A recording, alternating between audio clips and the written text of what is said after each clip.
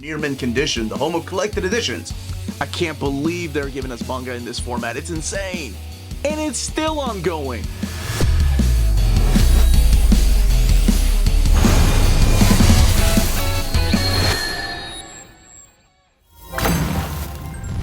Hey, all you minties, Uncanny Omar here from Near Mint Condition, the home of collected editions. And today, I'm going to give you an advanced look at the Cat's Eye Omnibus Volume 1 that is finally coming out here in the States from Kana Manga. So, stay tuned.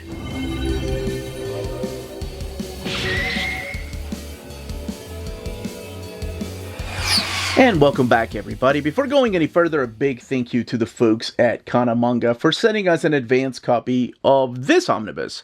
This omnibus, much like the City Hunter omnibus, is due out in the direct market and book market on September 23rd or 24th, depending on where you get your books. We are looking at another Tsukasa Hojo manga, and that is Cat's Eye. And let's look at the spine here. And I've already done a size comparison with the City Hunter, if you watch that video, but just in case, this is pretty much the same length and height as that. So you can see this video to see just how big it is compared to other manga tankobons or collections. So, Tsukasa Hojo, Cat's Eye, Omnibus Edition, the volume number, the Kana logo down there, Taking Theft to New Heights, and then the back of the book, and this is Rui right here, and older teen 16 plus, ISBN, the Kana logo, and the retail price of this one is also $29.99. This one also a softcover that comes with a dust jacket, so let's take a look at the dust jacket design right here. It has Tsukasa Hojo, the bio, and of course the ad for City Hunter, and on the right hand side, I say that was that's that's Hitomi. Sorry, there's three sisters. And then underneath, oh, I like that. Underneath the dust jacket is a different image of, again, Hitomi. And then that image, which we saw on the spine, and then the back of the book right here with a different image. Nice. So, again, not a hardcover, it is a softcover omnibus, which is very common with manga. So let's go ahead and open this up and talk about the stories found in here while looking at this artwork. Alright, let's go ahead and get this first volume open. Cat's Eye, written and illustrated by Tsukasa Hojo, Volume 1. And your table of contents over here, 23 chapters, telling you what page you're going to find each of these chapters in, and the page numbers are down there on the bottom corner. Chapter 1, Sexy Dynamite Gals. So they do have different titles for each of the chapters.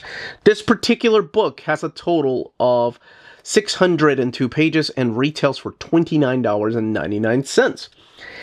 Now, the story of Cat's Eye does predate the story of City Hunter, if you've seen that video. And they are in the same universe, as we know, because of the movie, like they've showed up in the movie. And this is actually inspired a lot by Lupin the Third. And there's actually, I haven't even seen it yet. Apparently there's a Lupin the Third versus Cat's Eye movie that came out a few years ago. So that's really freaking cool that all this stuff that I used to watch when I was younger is now coming together. So it makes kind of sense that they would eventually have it. This one came out in 1981 and it went all the way to 1985. There's a total of 18 tankobon volumes. So the math is not as hard as it is for this City Hunter. But yes, if there's 3 in 1 for each of these, that means that there'll be a total of 6 Omnis, if I'm not mistaken, for this. The story of Cat's Eye is about... How do I start this? Let's see. Okay, let's start at the very beginning here, because this kind of sets up some of the main characters. At the very beginning, we get introduced to who we think is going to be our main protagonist, and that is this detective right here. His name is Toshio Utsumi. And Toshio and the rest of his police force are hired by this museum to keep an eye on this painting that apparently this group of thieves, or maybe one thief, we don't really know who he is set to come and steal. And all we know about this thief is that they're known as the Cat's Eye. So we do see that it is a group of ladies, or these two ladies right here, that end up stealing them. And One of them looks a lot like his girlfriend. So the next day, after getting chewed out by his chief, I don't think they ever give the chief a name, by the way, he ends up going to the Cat's Eye Cafe. Ironically enough, it's named Cat's Eye, and it is right across from the police department.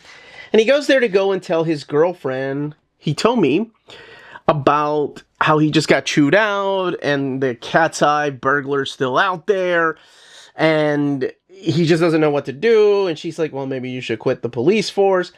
And this is when we meet the three sisters. So we have Hitomi, who's his girlfriend, and then we have her older sister, Rui, right here, and then the younger sister who's still in high school, Ai. And these are the Kasugi sisters. And they run this cafe shop. So her and the police officer, or detective rather, really young detective, to be a detective at that age, must be pretty smart. Or is he? Toshio end up going on a date, and they go see this anime right here, the Galactian 2350. I'd watch that, by the way. That's up my alley. And he shares with her, so this is what I mean, is he really a good detective, that the next heist that the Cat's Eye is coming for is supposed to be this jewel right here. But what he hasn't told anybody, he's just telling her, is that they have actually switched out that jewel with a fake one to try to capture the Cat's Eye burglar. So the girls plan out what they're going to do. So as it turns out that they are the Cat's Eye. That's right. These three women, or young ladies, are the burglars. And we'll find out why they're stealing these. Now, each one of them kind of come with their own special abilities, kind of like Charlie's Angels. You have, of course, who really is the protagonist of this story, and that is Hitomi. She is highly skilled and a really good athlete, and she is amazing at acrobatics, and you can see why she's the one that actually goes and actually steals most of the stuff. Her older sister, Rui, is kind of like the brains behind the whole operation, sending them on the different missions and where to get each of these particular items. She is kind of like the planning of operations. And then you have Ai, the younger sister, who's still in high school, who's kind of like the computer brain, the mechanic, the one that makes all the little gadgets when they go on these special heists. And there is a reason why they're stealing these things. Each one of these belong to their father. And he plays a big important part of the story, and that is the character of Michael Heinz. But Michael Heinz has disappeared, and they don't know where he is. So they have a feeling that by stealing the stuff that was originally stolen from him, they can find a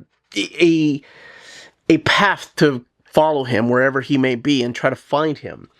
And that's basically it. So you have this girl, these Hitomi and her sisters, who are thieves that run a cafe shop in the morning. And her boyfriend is the prime lead detective on the case of the Cat's Eye burglar. And then eventually, he finds out that it is a woman. And this is the way, by the way, the color pages are done. I really like this. We go into a lot of these color pages, and then we have the two-tone colors, too. And we have a lot of those through here. Most of the first book does focus on the characters of Hitomi and the character of Toshio and their relationship. Like you'll see, they were high school sweethearts, and eventually how he wanted to join the police force. And of course, that was before she decided to become a thief, because she didn't have a choice. She just found out that she was really good at it. Eventually, we do get to see new characters like Mitsuko Asatani, who was sent in from, I think this is, she was sent in from another police squad to help out on the case, to help out Toshio on the case. And she actually is really smart and can, you get the feeling that she's going to figure out that Hitomi and the rest of her sisters are truly the Cat's Eye. I'm not going to spoil anything. You can find out for yourself whether she does or not in this particular volume. There's another character that shows up a little bit later. His name is Masato Kamiya. He pretends to be a freelance journalist, but he really is another thief. And he kind of plays this guy right here. Kind of reminds me a little bit of Lupin in the way that he's drawn, too. I think, well, obviously, that's on purpose. But he kind of plays like the other guy that maybe Hitomi is into. Probably not, though, because her heart really belongs to Toshio. And I think that's what really drives this series. It's like, At first, you think that she's just using him because she says it, right? She says, I'm just using Toshio. It's not like I'm really in love. And then her sister reminds her, like, Rui says, that's kind of messed up. You can't just keep leading the guy on. But then you find out that she does have these deep feelings for him. So she asks him to, end his relationship with the police force, and maybe he could retire. And then she herself thinks about quitting, but it's about finding her dad, so she doesn't really feel like she needs to quit. And I thought that was, see what I mean by like his facial expressions. Kind of reminds me of the way Monkey Punch does Lupin. So you'll see some color pages through here. But that dynamic is what makes this work. And I'll be honest with you, like, it may seem like it gets old after a while. Like, how could he not know that he's dating Cat's Eye or one of the Cat's Eye members? Sometimes it gets into this ridiculous moments where, the lights were off, so you didn't really get to see the face. Or he sees a silhouette, or he forgets about it. And how long can it go on? Now, I've never read the ending of this, so I'm really curious about it. I have seen some of the movies, and I don't think I saw the finale of the TV show, but then again, I don't know if they resolved anything, if they ever found their dad or not. But I'm curious what ends up happening to them, and then what ends up happening to Hitomi, and of course the character of Toshio. Will they end up getting together? I'm hoping the next volume focuses more. There is an episode. There is an issue in here that focuses on Ai and her being a high school student and making friends, and then like the two sisters kind of taking advantage of that because they know that the next heist is going to be at Ai's friend's dad's museum. So it focuses a little bit on her. And then there's another character that you're introduced to as well, who is maybe related to Michael Haynes, but I'll probably talk about more. I'll wait for the second volume to come out to talk more about that character. But this gives you an idea as to what the art looks like, so you can see that by the time you get to City Hunter, just how evolved his art has become. And how this really has that, to me, it has that like 70s flair that I love so much about manga and anime. And it just makes me happy that Kana is putting this and City Hunter out. Because we do live in a world where like every single new manga that's coming out in Japan seems to be picked up here in America. But like a lot of these publishers don't really focus on stuff from the past. So I'm really happy that we do have publishers now that will go and pick up things that we never got here. There's so many licenses that never came here, so much manga that's out there that we never end up getting, we never got in America. Now, in the very back, we do have some translation notes, and there's not that many, and that's it. This is it right here. Talking a little bit about the behind the scenes and translations where the sound effects are done within the panel. By the way, the references here, like to other manga, they're all left intact, so nothing is really edited out. And let's look at the binding, which is glued binding, 602 pages, and printed in this newsprint type of paper stock, so you do have a little bit of bleed through happening. But unlike City Hunter, this one has a lot of color. Has a lot more color in those two-tone colors that they use throughout the pages here. So I'm curious how much more we'll get of that in the next few volumes. But that's what Cat's Eye is, and that, as they say, is that.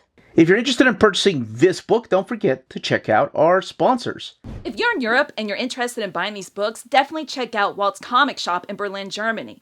They have the cheapest pre-order prices, flat shipping rate of €12 for all EU countries, emails answered within 24 hours, waltzcomicshop.com, and you can use the code nearmintcondition at checkout and get free shipping for all EU countries with your first order over €40. That's Walt's Comic Shop, your reliable source for omnis and premium collected editions in Europe. Ding!